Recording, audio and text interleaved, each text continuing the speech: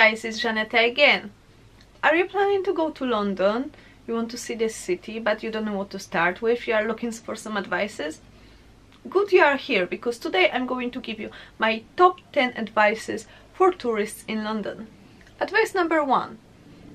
Are you a little bit on a budget and you would like to see the beautiful view of the city, but you don't feel like spending this about 24-5 pounds on London Eye, or maybe you don't have time for queuing there? Well, that's good, because I don't recommend you going to the London Eye. What I would recommend, you go to other places that will allow you to see the city for free or for a very small amount of money. What are these places? First, it's a Sky Garden, and I already recorded a video from the Sky Garden. You can go and check it, and it's completely free. You just need to book it in advance. Another one is Emirates cable cars, and guys, this one is such a cool experience. It's only £3.50 per ride, comparing to this 24-5 pounds for the London Eye. Wow. And I will upload a video about this Emirates cable car soon. Amazing. You just need to mind the fact that probably during the weekend it might be a bit busy, and as well, if it's very windy or the weather conditions are bad, they would close it. Tip number 2. For sure you saw this hop on hop off red double-decker buses. I just don't understand it, seriously. Because the tickets, I think, are about £30 per person per day, which is ridiculous. I don't see any point of using this kind of buses. Why? Because the only thing that you would gain from that is maybe you will have this earphones with the guide who would be talking about things, but seriously, use normal buses. It's exactly same. You can go to the upper deck and see everything. What is more, these buses, they go everywhere, you can see everything, and they are much more cheaper, because I think daily top up for the Oyster is about £6.70 per person. So this £30 per day, I just don't understand why you would even consider paying that.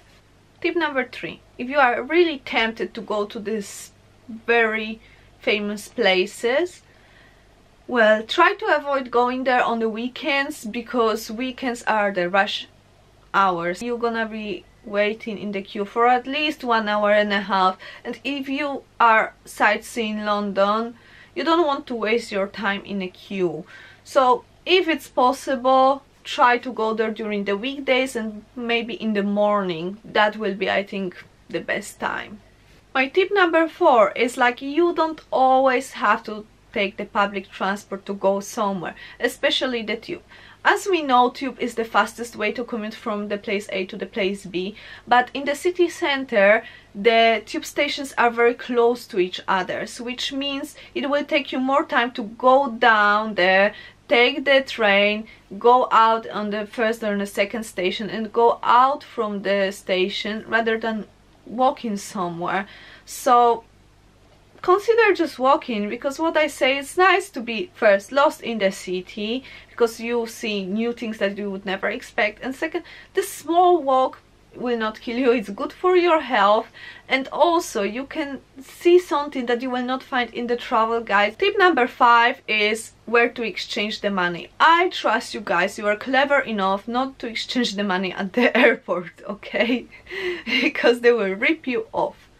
But also you might try to avoid exchanging money in a very touristic place. Where you have to go is the post office, the normal post office, and you will get the best rate over there. My tip number 6. Explore something that is not on the postcards. You know what I mean. So instead of going London Eye, Buckingham Palace, everywhere like that, try to go to the places that are not so famous. I wanted to mention Camden Town because it's must go, but I would consider it very touristy.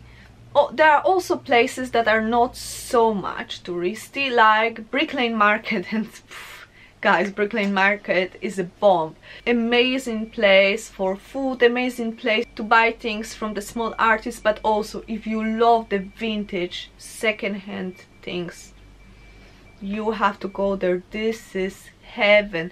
And try to explore some neighborhoods, you know, like Hackney. Hackney is this artsy hipster neighborhood with a lot of street art, and I don't know a single person who wouldn't like Hackney. My tip number 7 is, you know, eating in restaurants is pricey, especially eating in the center. Try to go to the street food markets. As I mentioned before, Brick Lane Market, Camden Town, places like that. Really, the food is amazing. You will find things from all over the world, fresh, very tasty, and the prices are okay. They will charge you maybe about £5 for the dish. But if you really want to go to the restaurant and you already ate and ordered your bill, take a look if the service is included in your bill, just to avoid double paying the tip. My tip number 8, I will just talk about it shortly because next week we're gonna have all the video about shopping in London. I think this one's gonna be very interesting. But if you come in to London for shopping, try the time that is the sale time. So for example, the winter sale starts 26th of December on the Boxing Days. The summer sales, they start I think the beginning of July. Don't come right after they started. Come maybe a month after. Why? Because the prices are getting lower every single week, and after a month they will still have quite a lot of stock, not just leftovers. My tip number 9 is to have the data on internet on your smartphone. Why? Because you would like to use some of the apps that will help you sightsee in London. For example, city maps, Transport for London maps, things like that. It will just make your life easier. You will see how to get from one place to another, what tube to take, what bus to take, how far is it, maybe it's worth walking. It's really good, you know, and the paper map, it's fine. And also the tube map is pretty clear, but it's just faster and better for you just to have the data on.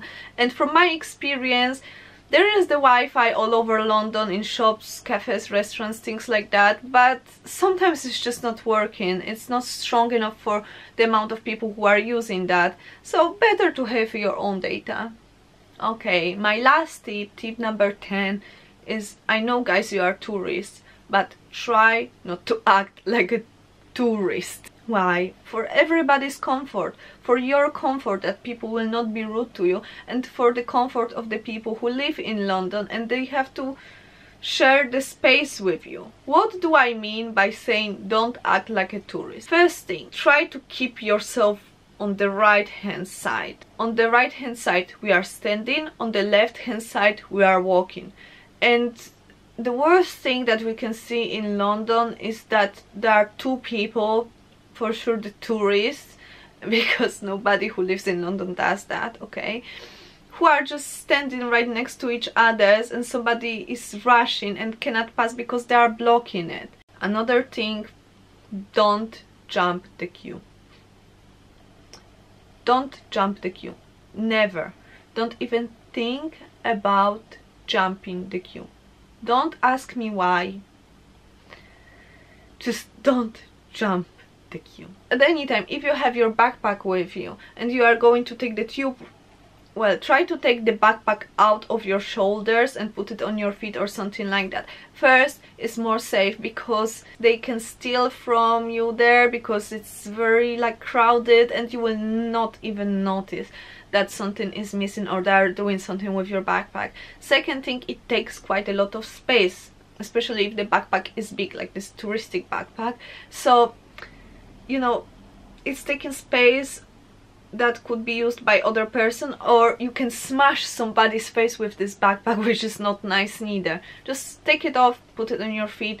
The last one is, if you find yourself in a very busy place and you see everybody is walking, keep walking with them. If you need to contemplate something, if you need to call your mom, take a photo, check the map, try to go on a side to do it, because nobody likes walking, especially when this person is in the rush and out of the sudden the group of people just stops, blocking the pathwalk. It will not kill you just to go on a side, do whatever you have to do, and then join other people walking.